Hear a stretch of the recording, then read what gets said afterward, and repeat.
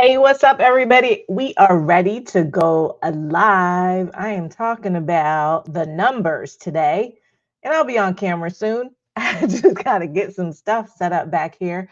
So, yeah, we are going to be talking about numbers. So, if you if you are a woman expert, come on into the room, because if you're using your corporate salary, if you're using your corporate salary as a benchmark for your expert rates, you're making a mistake. And so I want to talk about that today because I've been having so many conversations with women experts about their pricing, and y'all are killing me. You know how they say on the movie, "You killing me, Smalls." Y'all are killing me. So I want to make sure that we talk about that. Now, listen, we're also experimenting today because I'm trying out my new video camera. I'm also live on Substack, so you can go check me out over there. I'm on YouTube, Facebook. I'm not on Instagram today.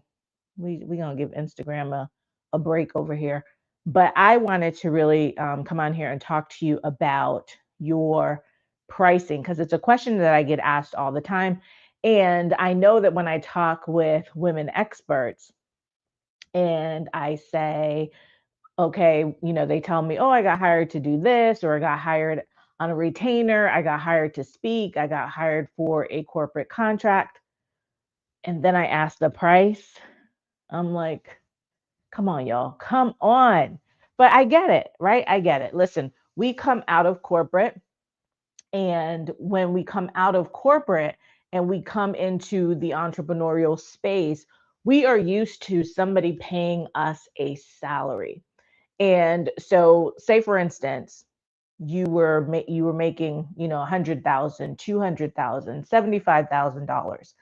You'll then look at you'll look at that as, well, that was my salary. When I get into entrepreneurship, I need to make at least that amount of money. We've all done it. I did it, right? When I was leaving corporate, I was like, okay, I had my multiple six-figure salary. I'm like, I just need to make sure that I make that salary. Well, that's a mistake. And I'm going to tell you exactly why that is a mistake. But before I get into it, just in case you don't know who I am, I'm Kelly Charles Collins. I am a retired trial attorney. So I'm retired, but I'm still a lawyer, right? My licenses are still all good. So if I want to practice, I still could.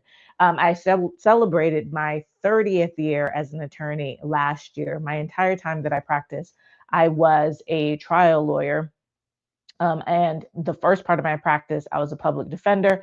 And for the majority of my practice, over 2 decades, I was an employment trial lawyer, which meant that I was lead counsel and the trusted advisor to legal departments, C suites, on cases that involved employment discrimination, retaliation, anything between, the fights between the employers and the employees. Yeah, that was my job. And what I learned in that role is a lot of things, right? I learned how to try cases. I learned how to think. I think that was the most important thing that I learned, was how to think and to synthesize information.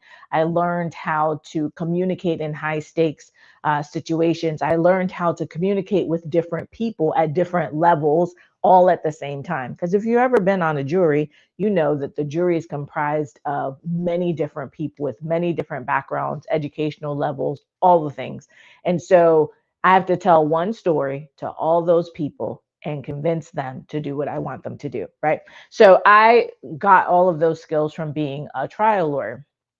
But then I transitioned out of the practice of law at the end of 2019, 2020. I said, hey, we're going all in on entrepreneurship. And I became a professional speaker, working with organizations and helping them with their culture around unconscious bias, courageous conversations, and now really honing in on high stakes communications. But what I also learned during that time when I started out was that I was treated a little bit differently, um, in terms of being a speaker than some others right? And what I mean by that is, as a Black woman, as a not a non, right, a non other woman, as a Black woman expert, I had to do a little bit more in terms of um, having people understand the value. Now, I will say in the very beginning, it was easier because of the topic that I was speaking about, and that was during the George Floyd time, and so talking about unconscious bias, hey, everybody wanted to pay that, and they didn't care what it cost. But then I also had those who were like, well, we're in the pandemic, so you should speak for exposure. We need a diversity person. We need diversity on our stage. We'd like to have you there. But, people are giving up their fees because it's the pandemic. We want you to be there. Or having conversations with multi-billion-dollar global corporations who float kind of a six-figure contract to you. However, when you calculate it, when you back it all out, which is what I'm going to be talking about today, when you back it all out, really what I was going to be doing was working for probably less than minimum wage, right? And so we have to not look at like the numbers just as a number. We really have to understand what is behind those numbers. So the other thing that I realized is that I wasn't the only one. I wasn't the only Black woman expert or Black or brown woman expert who was being, treated in this way and basically exploited in this way. And so, always being asked to speak for exposure, to, charge less, or can you do it for, can you do it for this instead of that? And I started having conversations with those women experts. And it made me realize that we have to do something different. We have to work on what is happening with us so that we can show up in a way that people respect us. We teach people how to treat us, right? And so we have to make sure that we show up powerfully so that we can reduce some of that friction. And that made me start working with women experts, and I've done different things with women experts. So first I started, working with just speakers and understanding, how do you get on stage, and, people wanting to get paid to speak. But what I realized when I started getting my ideal clients in the door is that we weren't just speakers. We were what I now call expertpreneurs. We're people who have a deep level of expertise. 10 plus years of expertise, 20 plus years of expertise, right? Coming out of these corporate spaces and wanting to make a living with our mind, with our intellectual capital. And it's not just about speaking. Speaking is the vehicle for us to get there. And I have my somewhere I had my oh Lord, I left it over there. I left my mouse over there because I wanted to make sure if there is any comments. So I may have to get up and go get it. But I wanted to, I was looking at us as people who not just speak, right? We do speak. That's the vehicle for conveying the information, for making the transformations. However, we are speakers, we're trainers, we're coaches, we're consultants, we're authors, right? We're strategists. We're doing all of this, and so it's not just about being a speaker, it's actually being an expertpreneur, someone who is making money from their expertise or making money from your mind. And that is a different, for me, when I think about it, I think that is a different mindset and a different shift when you think about what is the value of that. Because oftentimes, and I've said this before, is that when people think of you as a speaker, oh, you're giving information. Information is free. And because information is free and it's out there everywhere, even though you might put your little spin on it, I think it has less value to people when they just think of you as quote unquote a speaker. And when you think of yourself as a speaker. And so I've been working with women experts for the past several years and really just listening and watching and trying to understand what there is. And probably sometime last year, hold on, let me get my mouse. Hold on. All right, just in case any comments come up, I want to be able to see them. I hope I can see them. I need my glasses then too. But I was walking one day and I started thinking about what is the disconnect? Because clearly there is a disconnect. I was trying to think about what is the disconnect between us leaving corporate and having these very high powered roles, right? VPs, directors, lawyers, doctors, accountants, whatever it is, senior managers. What is the disconnect from coming from that space and then coming into entrepreneurship? And why is it that when we make that transition, that we all of a sudden forget who we are? We just forget. We act like, we're just brand new to this. Now, we're not brand new to this. We're brand new to maybe entrepreneurship. We're brand new to trying to make money directly from our expertise. But as I posted on my social media earlier this week, if you can make millions for corporations with your expertise, and you can make millions for yourself with that same expertise. But we come from corporate, so we're making all this money in corporate. We're doing all these great things. We're managing teams, we're managing multi-million dollar budgets, we're trying cases, we're strategic and trusted advisors for C-suite. We're trying their cases, we're lead counsel, we're doing all the things, right? We're doing all the things. Then we come into entrepreneurship and we want to kind of do those same things. We want to have those same types of roles, and we may want to do it in corporate again, right? We may want to go back to corporate, but as a consultant, as a trainer, or we may want to do this for other women, right? Or other people in terms of being a coach, being a strategist, being a mentor. But we forget how badass we are. We forget all of the things that we were doing. The other thing that we do is, even if we do remember, we have not been taught how to translate what we did in corporate to an entrepreneurial space. It's not the same thing. It's not a one-to-one transfer, right? Unless, for example, as a lawyer, I was leaving the legal field, working for a firm to go practice law. But that's not what I wanted to do. And that's not what most of you are doing. You're not leaving your role either by force or by choice to then go into that same role outside. You want to leverage the expertise, leverage the experience that you had in that role. And now you want to do it for yourself. Now you want to be the person that goes back into an organization and helps them as a trainer, as a consultant, maybe even as a coach. And so what happens is that we get scattered and we don't know how to transfer the skills. So we take those skills, we take our resume and we dump it into the entrepreneurial space. You cannot dump your resume there, right? The other thing that we take, and which I want to talk about today, is the numbers. So we take that salary that we were making or that hourly rate that we were making and we dump that into our entrepreneurial rates. You cannot do that. It is a huge mistake, and here is why. At a very basic level, employees trade time for money.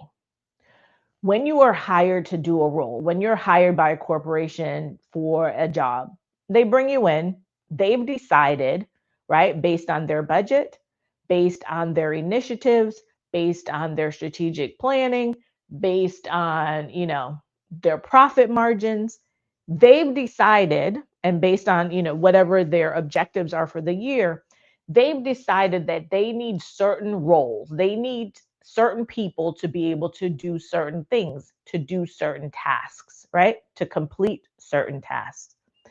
And because of that, they create jobs in their organization. When they create those jobs in their organization, then they use that, they create job descriptions. And when you look at the job description, what do they look at? They're looking at some of the experience that they think that you need. But most of the job description is the tasks, the responsibilities. I need you to be able to do A, B, C, D, E, and whatever it is else they want, right? They need you to be able to do those tasks because that job fits specifically somewhere in their overall plan. Okay. And when you are able to complete that role, then that works towards achieving whatever goals and milestones that they have set inside of their organization towards their bottom line. Now, when they look at that role and they look at that job description, they're looking at their profit margins and they're saying, okay, in order for us to achieve this profit margin, then all of these jobs that we have can only fit into this bucket of money. And when we have this bucket of money and we have these number of roles, we're going to divide it up, figure out, allocate however we want to. And so, whatever role that you had, they've allocated that amount of money to that role. Does that mean that that's what that role, that's the value of that role or what that role is worth? No. It just means that's what it's worth to that organization. And how do we know that? We know that because we know that in different organizations, you may have the same job title, you may have the same types of responsibilities and obligations, yet you're over here making this amount of money and they're over there making that amount of money.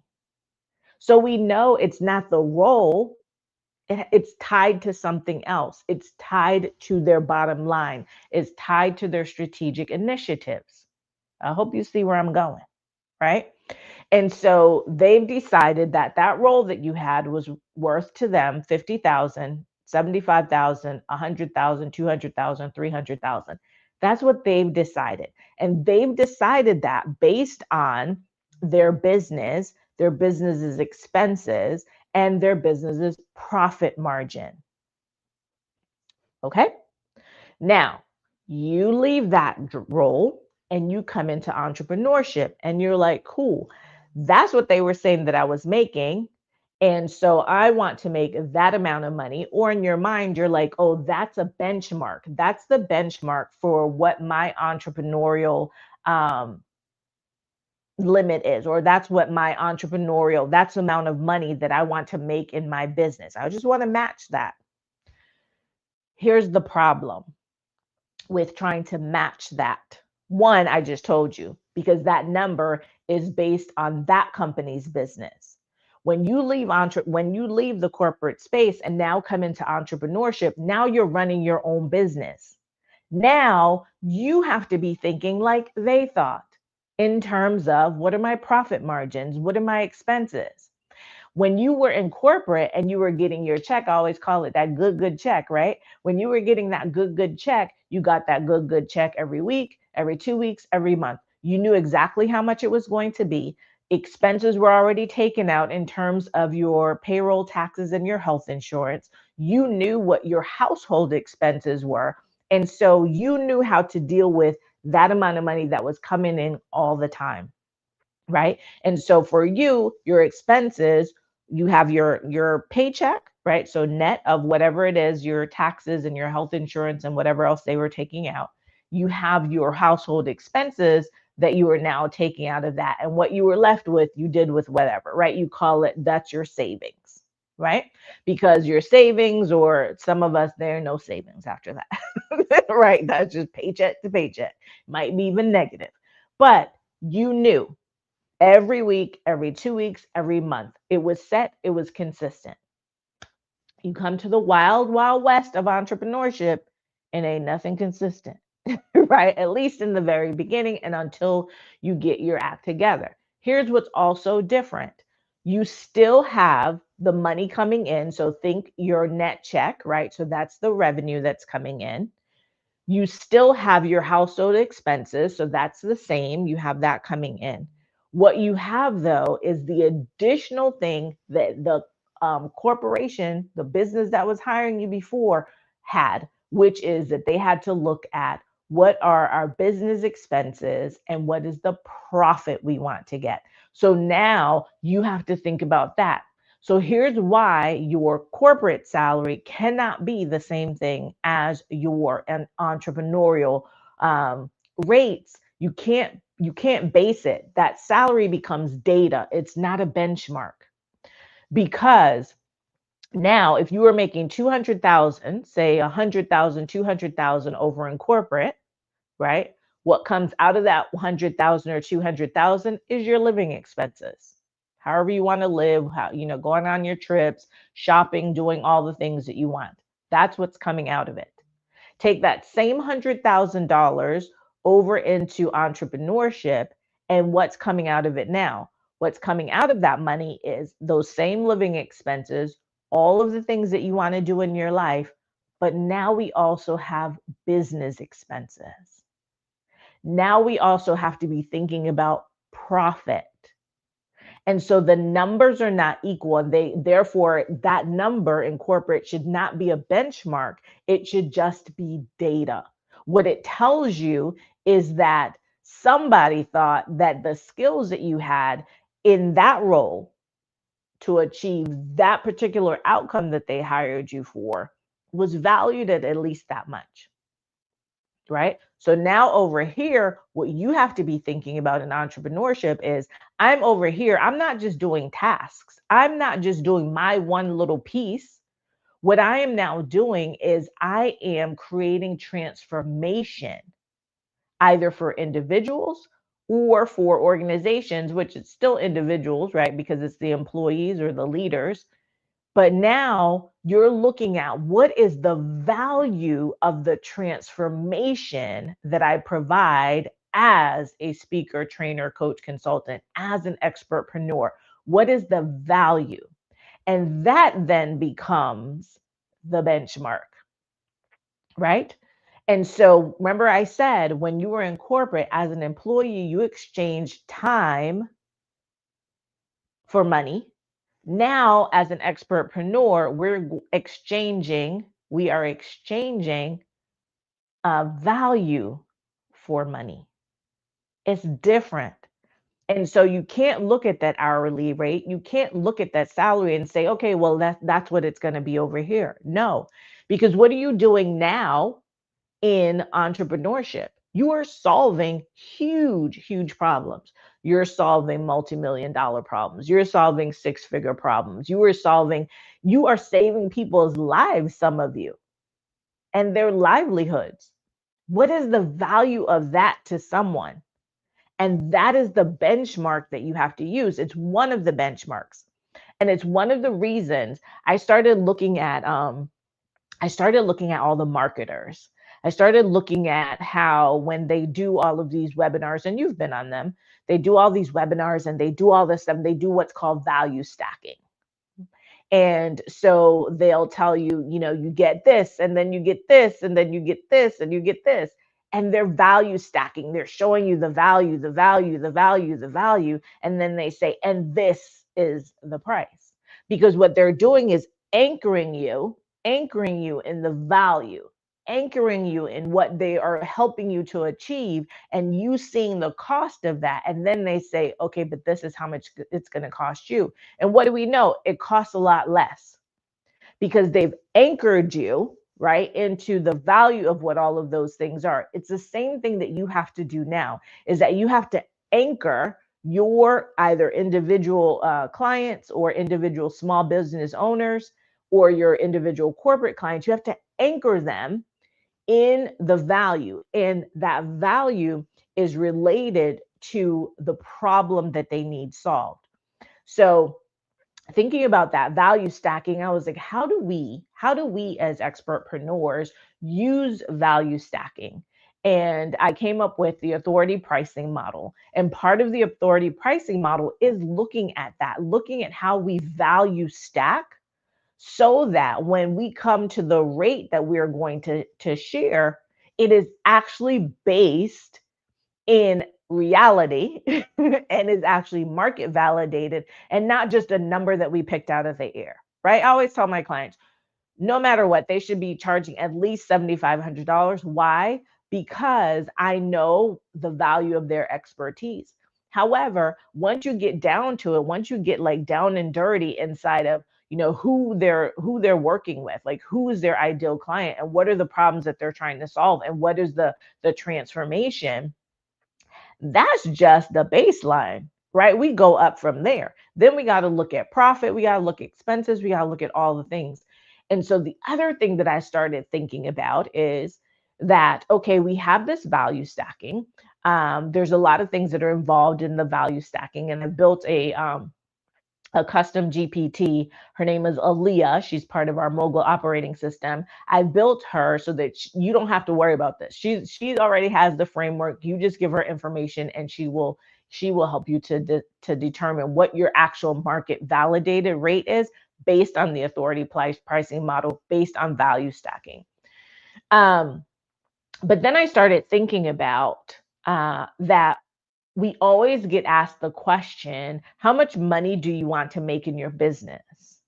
And that number is generally based on revenue, right? So people ask you how much money you want to make, and we'll say, we want to make this amount of money. We want to make this amount of revenue. I've done it, right? Been doing it. So somebody says, well, how much do you want to make? But for those of us who are who don't like numbers, right? I don't love numbers. I'm a lawyer. But when you think about it, if we go from the revenue number, we're not taking into account our own lives. We're not taking into account our own, the way that we want to live, the way that we want to be able to show up in the world. And why this started to really become a thing for me is because I started also thinking about and doing a lot of research around Black women entrepreneurs and Black women experts, which there really isn't research around that. So I'm going to start doing some research. I want to build a study around that. But what I realized is that, they say like Black women are the most educated, but our business, and we start the most businesses, but our businesses make $24,000 a year. That's revenue. We make $24,000 in revenue. Profit, who knows, right? When you ask women and women experts, women business owners, I think if you ask many of them, like, what's your profit margin? They don't know. They have zero clue what their profit margin is or what's the profit on their business. They can tell you how much revenue they generated. And the other thing so that was one piece of it. Then I started thinking about, why are we like that, right? I'm always thinking about why is this happening? Why are we like that? Why am I like that? And what came to me was this idea is that because we are very service oriented, we were raised to be of service. And you'll hear, especially Black women, talk about this, right? That we want to serve, and you hear people online telling you, oh, you should serve. Serving in the context of Black women has a different um danger. Has a different danger than it does for non-Black women, because we were raised to serve, and many were raised in the church, and we were raised to think about being of service and to not think of worldly things or money, or we may have been brought up with the adage that money is the root of all evil. And so when we come into business, we take those things with us, and it impacts the way that it impacts the way we charge. It impacts the way that we show up. It impacts our ability to push back. And so, because we're service oriented, and because we have always had to prove more, even though we are all of that, and we have all the things, we have all the credentials, we have all the degrees, we have all the experience, we have all the certifications, we are her. Even though we are her, we always have to prove that we are her. And so when we continue to stay in that proving ground, we are more apt to say yes to exposure. We're more apt to say yes to free. We're more apt to undervalue ourselves and therefore undercharge. And so I'm on a mission. I've been on this mission for years about amplifying, amplifying, affirming, and elevating. I don't know why my brain just went blank. Amplify, affirming, and elevating the voices of Black women experts so that we are not erased. And originally I was thinking that is an outside job. Like we gotta, get the industry to change. We gotta get the industry to see us. But I realized it's an inside job, and we have to get us to see us first. We have to get us to stop undercharging. We have to get us to stop undervaluing. We have to get us to start profiting. And so inside of the authority pricing model, we're going to build in this whole idea of being profit centered. And for some of you, that may rub you the wrong way because you're like, oh, I should not be focusing on money. Well, I don't know if you're in business or you decide to become an entrepreneur. I don't know what else you should be focused on. You're in business to make money, right? And when you're in business to make money, when you make more money, you can do more things. When you make more money, you can be of better service. When you make more money, you can serve at a higher level. And so we have to get really, as Black women experts, that's who I'm focused on, we have to get really profit centered. That means that when we're looking at right now, right, we're however many days into January. What's today? The 6th. We're 6 days into January. Everybody's, figuring out what they're going to do and how they're going to end the new year, how they're going to end the year and all the stuff. And it's not going to be like 2025. Well, one of the ways that it won't be like 2025 is if you really become profit centered. If you understand that you have to build your business from the profit side, build it there, reverse engineer into revenue. And so that's one of the things I am going to be teaching in my masterclass on January 15th. It's called Stop Undervaluing, Start Profiting. We're going to be talking about 3 traps that you all fall into. We're going to be talking about what it means to be profit centered. I'm going to show you the formula for being profit centered, because I want to make sure that we as Black women experts, we start to make money from our mind. We used our mind to make money for everybody else. It is time for us to make money from our mind, but it has to come from the inside. The call is coming from inside the house. Some of y'all are answering the phone and giving the wrong information. So I need y'all to answer this call so that you can get the right information.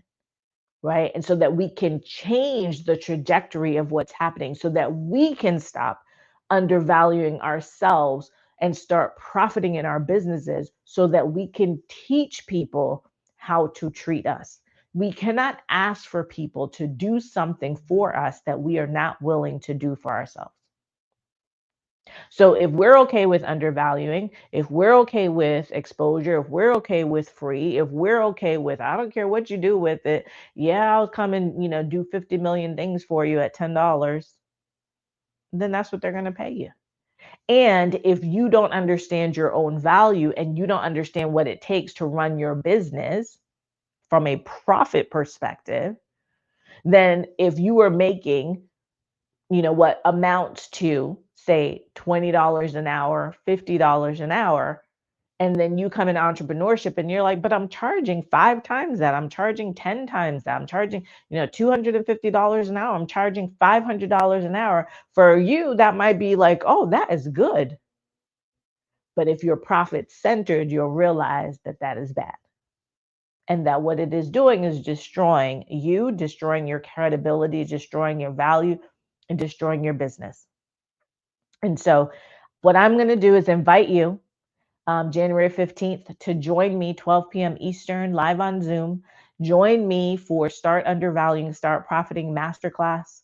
If you're like, Kelly, I don't need a masterclass. I need to know how to do the things. I need to implement the things. Then you could join me at the 6th. Y'all see, I've been talking about the 6th for a while. It's coming up in March. I'm excited about that. We have our tickets on sale right now. They're 50% off right now, so you can go grab your ticket through the 16th. But January 15th, scan the QR code. So you see that QR code, scan the QR code and go register. It's free. It's 90 minutes. I'm going to show you why you cannot use your salary as a benchmark, and instead you should use it as data. And also why you need to shift from being revenue centered in your business and service focused to being profit centered. So let me know what you think about all this. Let me know your thoughts. I see some comments over there, but y'all know I can't see them. So hold on, let me go look at them. Oh, dumb people from let me take this off of here. You know what? I don't know why YouTube is so horrible. The people who show up on my YouTube, let me turn them off because they're so stupid. I should have turned that off a long time ago because it's been all on my video. Anyway, maybe I'll edit it and go back in there. Anyway, just stupid questions. Anyway, listen, if you're ready, if you are ready to make sure that you're profit centered, that your business makes money in 2026, not that it just brings in revenue, but that you have money to live the life, right? And the living and the legacy that you deserve and you desire, then join me. Join me January 15th, 12 p.m. Eastern Standard Time. You can scan the QR code. You can also go to startprofiting.co. It's .co, not .com. .co, startprofiting.co. Go there and register, and I will see you on January 15th. If you're watching this on replay, let me know, Team Replay. Let me know if you have any questions. Let me know if you have any comments. I'm excited to see what happened over there on Substack because this is the first time I went live over there on Substack. So yeah, until next time, take care.